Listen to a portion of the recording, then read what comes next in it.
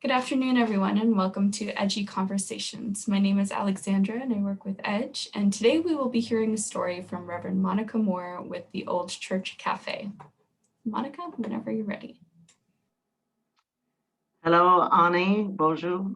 I come to you from Parry Sound today, the traditional territories of the Anishinaabe. Both Wasauksing and Shawniga are our closest neighbors, but a number of First Nations and Métis and Inuit people call this home. So I wrote some notes so that I try to keep on track and don't go on too long, but I did want to set up the context of where I am and the ministry that we're doing here, and especially for this part of the world, which I know others are out in more rural, isolated places, but it's a bit different. And I wanted to just talk about a few of the social determinants of health that affect our lives up here. Um, so those are the things that are not necessarily your cells and your organs, but and the physiological status of your body, but all the other things that actually have a much larger impact on your health outcomes and your quality of life. So our number one barrier up here for most people is transportation. I like to say you can't get there from here. Basically, bus, train, there's no bus system here. It's hard to get out of Parry Sound and go to other places unless you have a car, and many people don't. So that's one that makes a difference here. Employment, there's actually lots of jobs here, but there's many barriers to people taking those jobs. So a lot of people can't take those jobs. They're often minimum wage, mostly minimum wage, seasonal, part-time. Our big sectors are construction, tourism, and the service industry. So a lot of people here are not working right now and can't really keep jobs or fit into them. As far as poverty goes, 1 in 7 people in our area live below the poverty line. They're very much a senior, older population as well. And then housing is the other big social determinant of health that affects people's quality of life. There's an 18-year wait for an individual to get into affordable housing here, and it's 10 years if you're a mother and a child. So housing is very expensive and outside of people's reach for the most part. And our congregation here is a small congregation with a huge building. Our church costs us $660 each and every day of the year. And that just covers the staff and the utilities, the insurance, and all of that. So to even open the doors, $660 a day. Now, pre-pandemic, with rentals and with donations, we were able to bring that down to 200. We were only losing $220 a day. So huge issues and challenges ahead for us. There were only 40 congregants meeting when I moved here a couple of years ago. There's now about 70 or 80 that came to church, but of course in COVID times, there's about 30 of us that Zoom into worship right now. Our church is elderly, very few rich people, no great benefactors in our future. We're very representative of our community. And so 3 years ago, the church decided to downsize our actual church space. And we formed this entity, our social action, community action wing called the Mary Street Center. And basically, we made smaller the area that we use for church and meetings and things like that. And we really want to open up the rest of our place, including our green space, for the community through the Mary Street Center. So I love my congregation. They wholeheartedly just said, yes, it's time. And there's not a lot of sadness that goes along with it. They're just ready and willing to go forward. Then, of course, the pandemic hit. And so the congregation has been busy. And well, actually, a lot of our seniors, we kicked out their volunteer roles just to keep them safe. It was a hard thing to do, but so we have been feeding people throughout the pandemic. So definitely more than a year now. And we feed about, we give out about 190 meals each week. And we're supported through the Second Harvest Food Rescue Program, through the 2 food banks here in town, Rotary Community Living, and even our local brewery, the Trestle, supports us in our work here. And we've got lots of volunteers, about 30 volunteers from the community now, younger people that help us. So in the context of all of that, we had been given, the Mary Street Center had been given this project for a social enterprise community cafe. Now, people in the community, including myself, through the Food Collaborative, which is a bunch of us in town who deal with food issues, they went through this process to create this social enterprise of a community cafe. Took them about 2 years to put that together. And then the Georgian Bay Biosphere Reserve was supposed to, they were sort of the lead organization, and they decided they weren't going to do it. So they actually gave it to the Mary Street Center. They just handed it over and said, we really hope that you can make this work in our community. And so what we've done is what Sean Loney calls a soft start. I guess that's a social enterprise term, where you just do what you can do. So obviously our plans to open this cafe kind of got scuppered by the pandemic. But last December, we decided that we were going to go ahead. Anyway, so we've been taking online orders, and people come, it's just on Thursday afternoons, and pick up the meals that they have ordered. So we have things like, we have a relationship with a pie maker.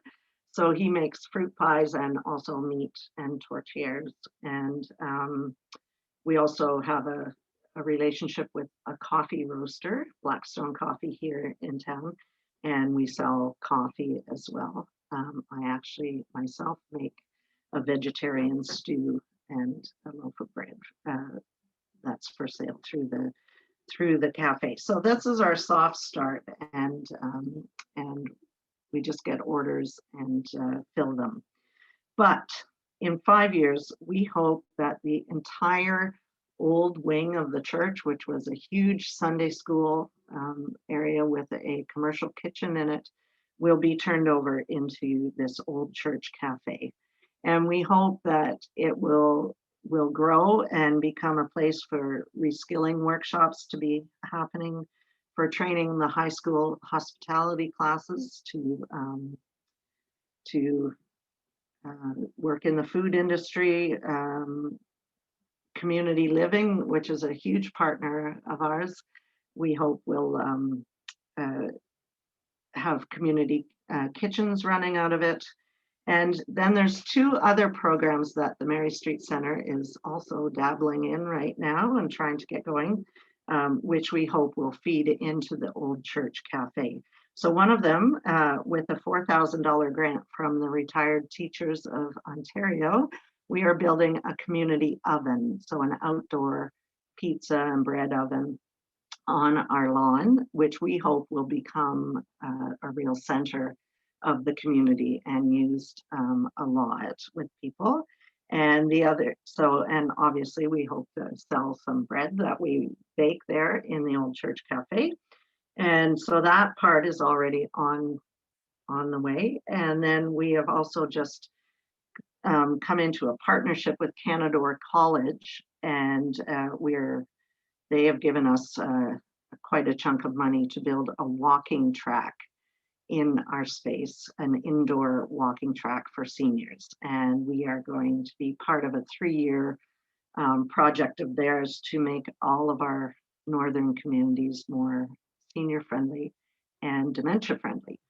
So anyways, we're hoping that as people come and use the walking track, that they'll also find their way over to the old church cafe. So that's where we're at, and I think that's my time. So I guess, Alexandra, we're going to just have some questions if people have them. Yes, thank you so much. What a rich story with all of this information around how you're listening to the community, what's happening and what's impacting your community. I heard that you're securing funding from a few different sources, so that's also a really awesome way to help sustain the life of your community of faith. And so my first kind of question to you right now is, what is something unexpected that happened? Well, I think the biggest thing, and especially through the pandemic, is the way that the community has found us. Because there's not a lot of love for churches for many good reasons around here. I mean, deep distrust with the Aboriginal population, and anyways, so people sort of, when the pandemic came and all of our food programs got canceled, we just said, well, here's what we can do. And so we became this essential service, and people just caught the passion of it and would phone us up and say, how can we help? We want to do something. Like Trestle Brewery, they had to lay off some of their staff, so they said, we're going to send them over, and they're going to help you with your program and stuff like that. So it's just been neat how this change in people's attitude about what the church does in the community. That's been the biggest surprise for me, because I've been so used to people not trusting us. Yeah, there definitely has been a cultural shift toward openness, I think, throughout the pandemic, for sure. When you're considering your own spiritual journey, what has been the impact of leaning into the old church cafe and these new relationships in your community on your own spiritual journey?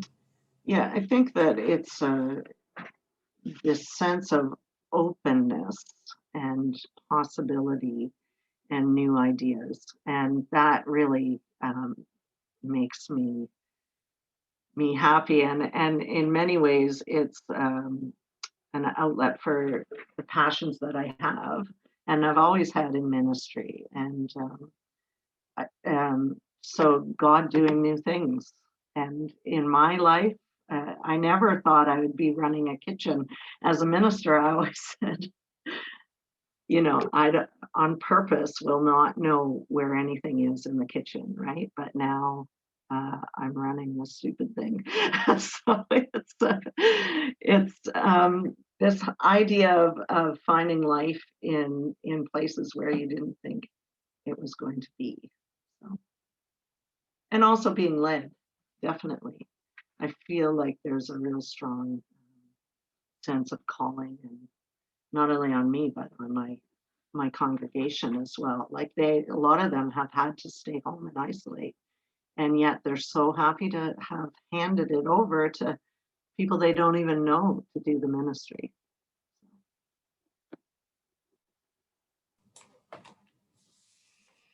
Just want to offer an opportunity to the others on the call, do you guys have any questions? Yeah, for sure. I want to follow up a little bit. First of all, so good to see you. Yeah, you I too. didn't know you were presenting today, but I had this little niggling that I should connect with it today, and I'm glad I did, Monica. Alexandra, Monica and I went to school together at Emmanuel College. Eons ago. No need. I heard you kind of this surprise about the community finding you, and this, they just gave us this project, right? But I suspect there's more to that, like because you talk about all of these partnerships that existed, including a brewery and and many others. And I just wonder, how important do you think that that history and legacy and journey of building, like, partnerships don't happen by accident. And in fact, we find that churches are so used to the charity model that we're giving something, that partnership is sometimes difficult. So like, how important do you think that attentiveness to building partnerships in the community was to the community finding you? And then equally importantly, how did you get there? Like, what's needed? What do you see as kind of helpful for others to be thinking about around that question of building partnerships, becoming more collaborative? Yeah, maybe I'll start with the last part.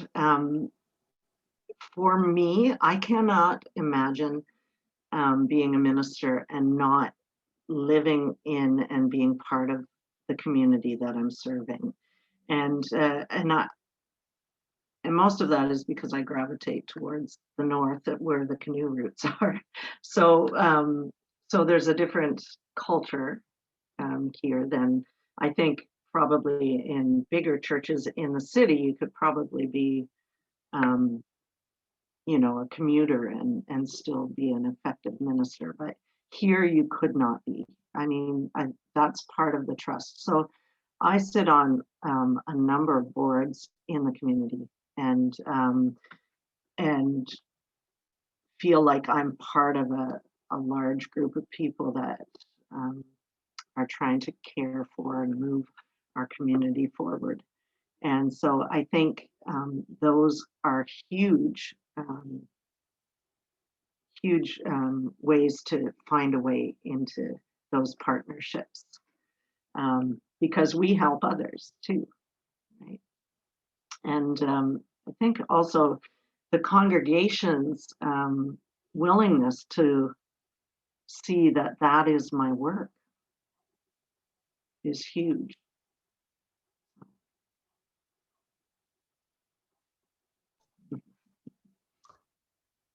I'm wondering about the sustainability of this, because it is natural for us to be very focused on the actuation of the idea, and especially the impact.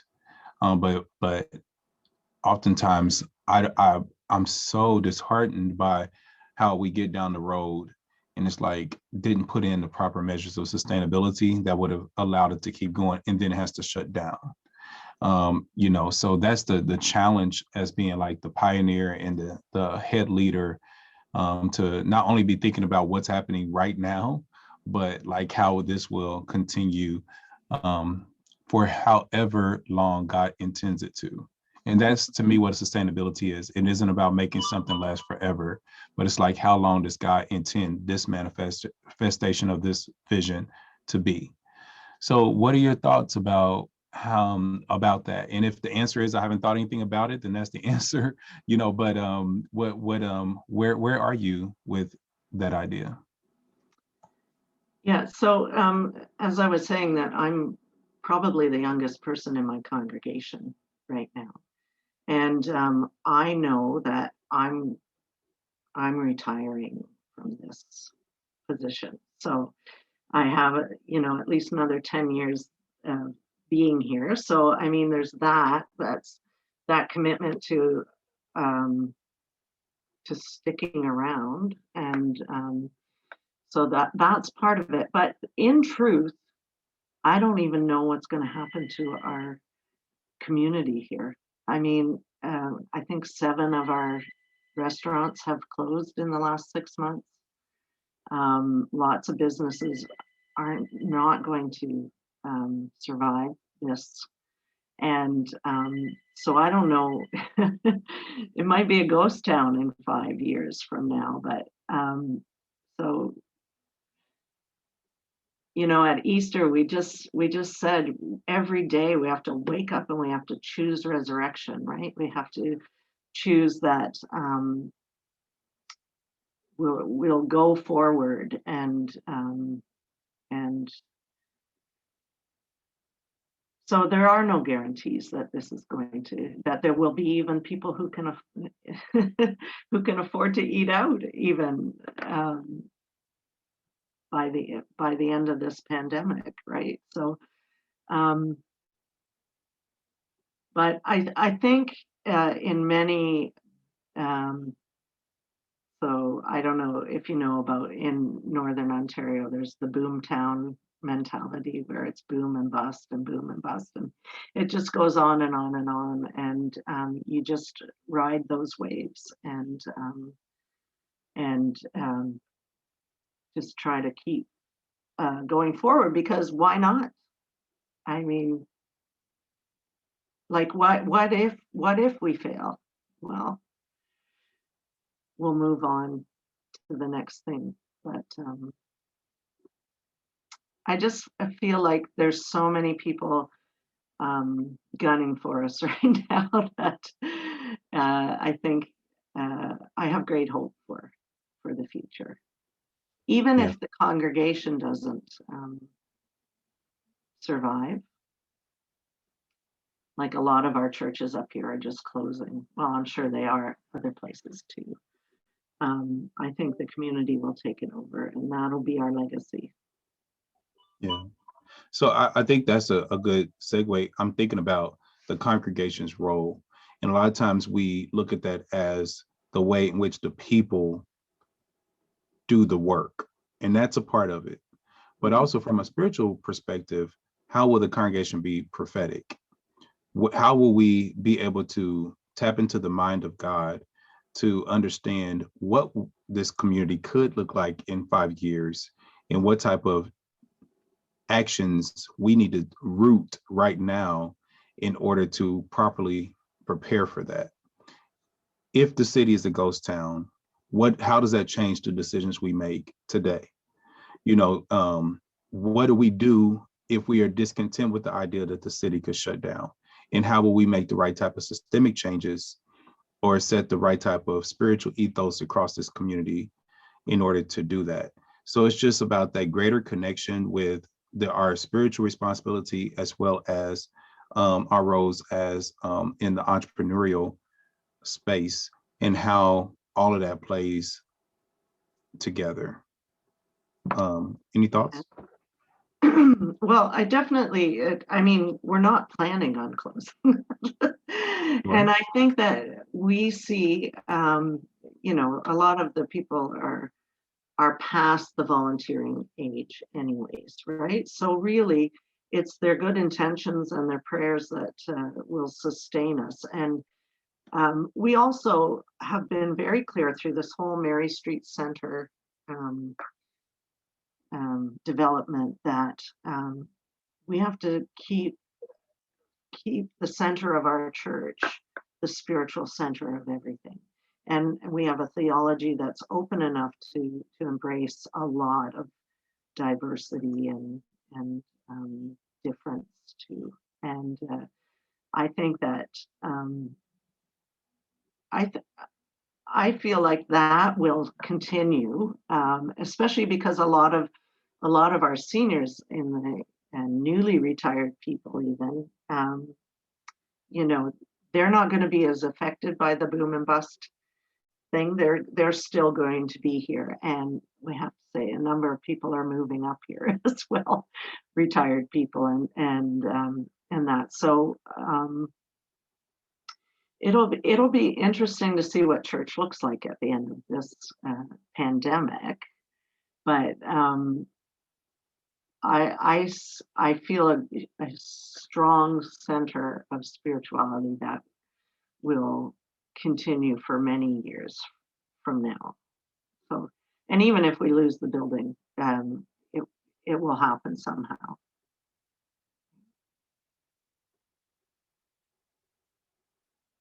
Does that answer your question, Terrell? I'm not looking for a specific answer, as much as just, engaging in conversation about like the future and the role that we play in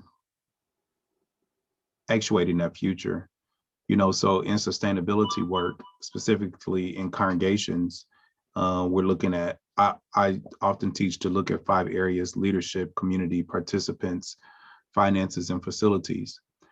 So when we're talking about making a work and making that work missional, you all are clearly making your facilities missional, and you're getting great support for that work.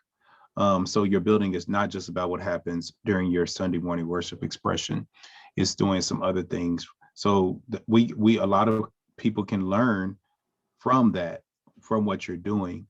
So then we have to look at these other areas. How are we doing that by way of our finances? Like, how are we budgeting for that? How are we missional in our budget? With the congregants, you say they're past the age of volunteering. I don't know when you say that, if you mean they don't have the energy to do work.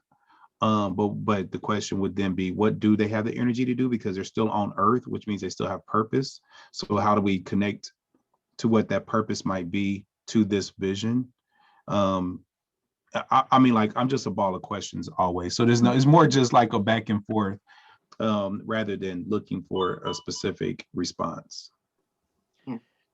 One of the things I was hearing as the two of you engaged in that conversation was that there is this question, like, because you were talking about prophetic leadership and mission, there is this thing around resiliency, the resiliency of the community, and the foundation that for us as church is underneath that cycle of life that you described as boom and bust.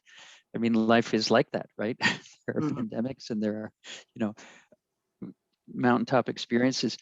I wonder, and you kind of framed that around, that's what led to the question of spirituality and somehow providing a voice, a practice, a community, something.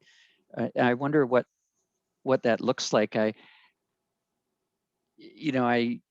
see echoes of, or I hear echoes of it in like a bread making oven on your front lawn, for whatever lawn it is. Like, that just seems like, oh my God, a road to Emmaus type opportunity, like in the breaking of bread, right? The community gathers.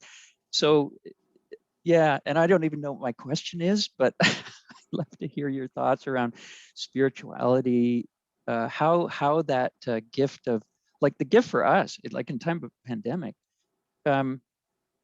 like you say, well, we don't know what will happen, but so what if it fails? As church, we know that underneath there's something more enduring.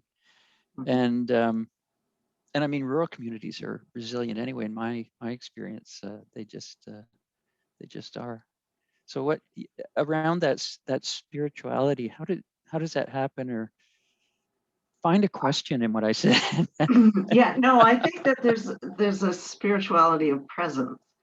For instance, so we have community gardens already in our green spaces as well, and then this oven, which you can't miss. I mean, it's right now it's huge cinder block base, right?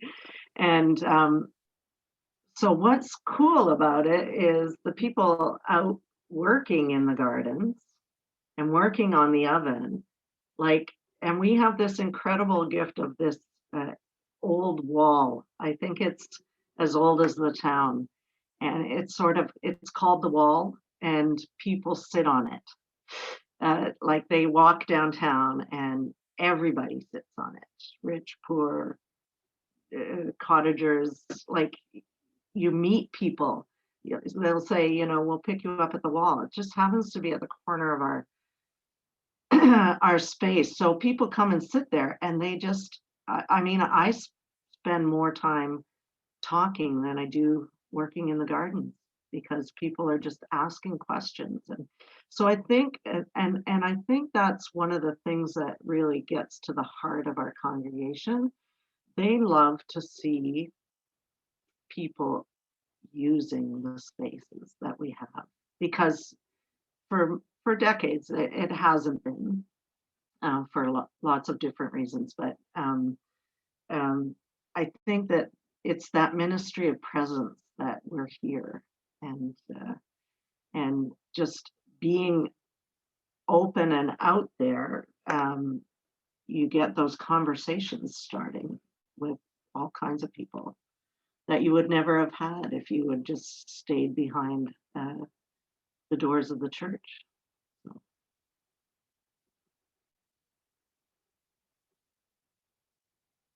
And I think that I heard one person say they came, it was someone from the Catholic Church, and we were out there working, and she goes, I can see God is working here. And this is so nice to see. This place feels like it's being loved, which is neat.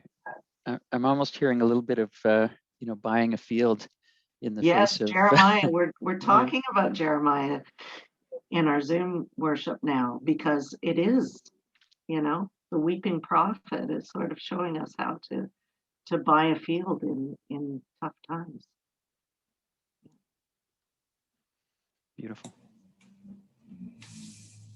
I really appreciated how at the beginning of your talk you introduced kind of the context within your community related to the social determinants of health, and how you're using that kind of to guide some of the observations that you have around, like, what are some of the gaps in the community, or what are some spaces that might that our mission might fit into.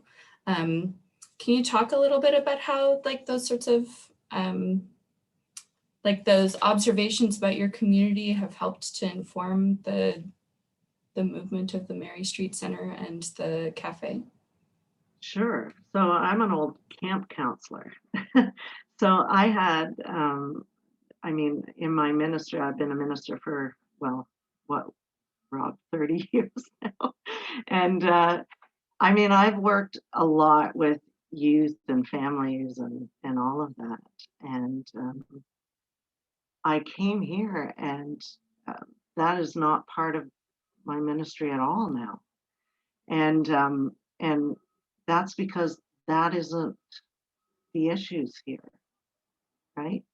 And so being involved mostly in the community boards and through the hospital and chaplaincy, and I'm on a team called Impact, which other communities have, where lots of the different stakeholders in town sit down together, and we wrap around people that are going to, be either in harm's way, or threatened to be incarcerated, or threatened to hurt themselves. And how can we, as different people, mental health, hospital, EMS, church, how can we wrap around these people and help them get through those hard times? Like, those have really opened my eyes to the real issues that are here, and that we have an opportunity to be part of solutions. I did take training with Sean Loney from out in Manitoba, I think.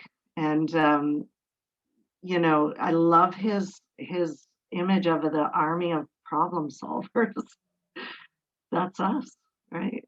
That's us now, is we get to, if we can listen and look at our community and then see what are the gifts, what are the challenges, and just sort of be this army of problem solvers and solution people,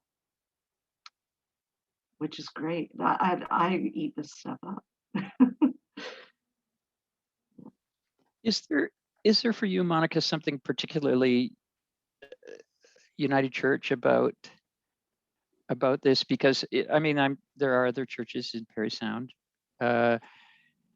that probably have some social justice ministry, but I'm struck by this business of people giving enterprises to the United Church right now. It just seems to be a thing.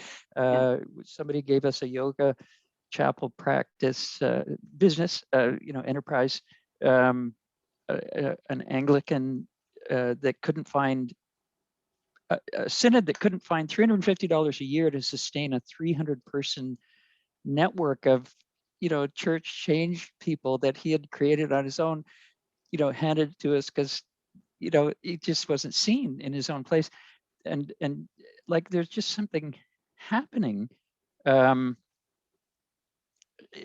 do you know why that would be, or what is the, it's not particular to the United Church of Canada necessarily, or unique, I should say, but there's something, why would that be? Why would community stakeholders be turning to a United Church or the United Church to steward their child, their baby?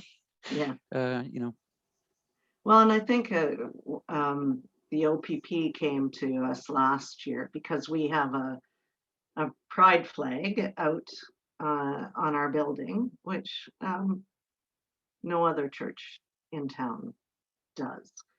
And so the OPP came to us and said, we want to do something for Pride Month, and we think that you're the only church that would be open to it, right?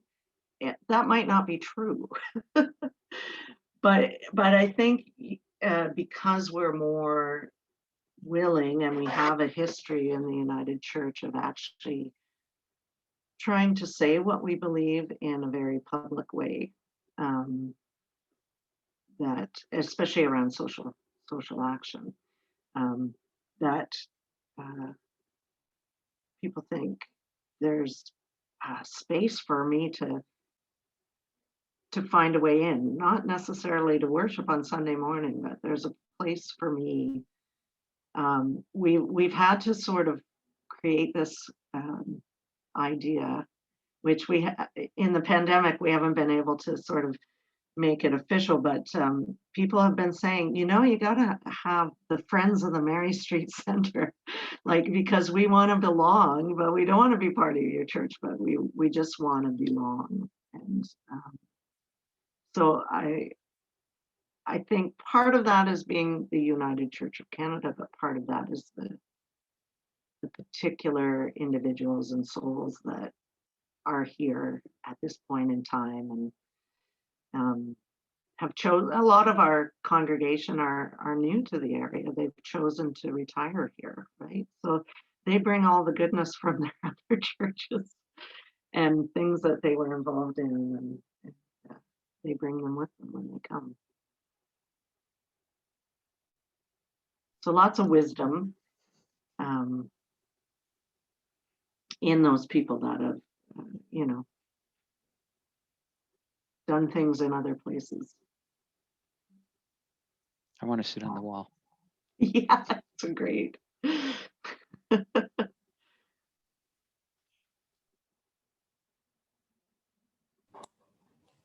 right, well, I might ask you one last question and then we'll wrap up for the morning or afternoon. But what is next? Where is the Mary Street Center heading? Not in terms of the long vision, I know we've kind of talked about that, but what is your next step right now? So right now Canadore College gave us $20,000 for this walking track, which will basically put a new floor in our space to make that. So we're seeking funding, like a grant, for an accessible entrance into that space. We have an old elevator at the back that it's actually the size of a coffin, because the funeral home next door put it in. So, but it makes our building technically accessible, but a lot of our people would choose not to use it if, like, they'd choose not to come rather than use it. So we're trying to, the space that I'm sitting in right now, the office is, we want to blow a hole through that, so straight from the street into the sanctuary, so that it's accessible. And we think that that will open up other possibilities for this space. So even though as a congregation, they're not going to be able to afford it, this whole new thing for me of grant writing is, and I have lots of other people who help me because it takes a village to do a grant. So that's where we're going right now, and it is very much the field, the Jeremiah's field, right? To just like, let's do it. Let's move that forward, and then see what comes of it.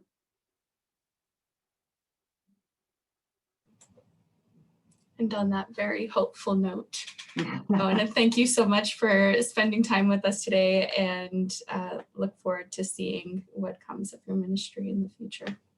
Well, thank you. I thank you for this opportunity, because it's good to have to sit down and sort of think through and present to others why you're doing what you're doing. And so it's been helpful, because so much of the pandemic has been just doing and putting out fires and whatnot. Yeah. It's been good for me too. Thanks, Alexandra, for your hosting. Absolutely. Thanks.